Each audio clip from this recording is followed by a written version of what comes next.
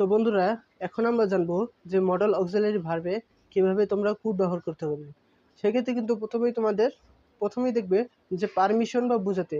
Permission বোঝাতে হলো can I, অর্থাৎ পারমিশন বা অনুমতি বোঝাতে can I use your pen, আমি কি তোমার কলমটি ব্যবহার করতে পারি।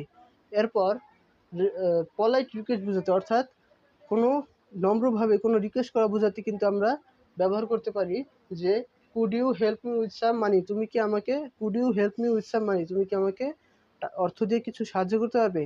এরপর তৃতীয় নিয়মে আমরা দেখব যে রেজাল্ট, অর্থাৎ ফলাফল নির্দেশ করতে, যে I am so unhappy that I could weep.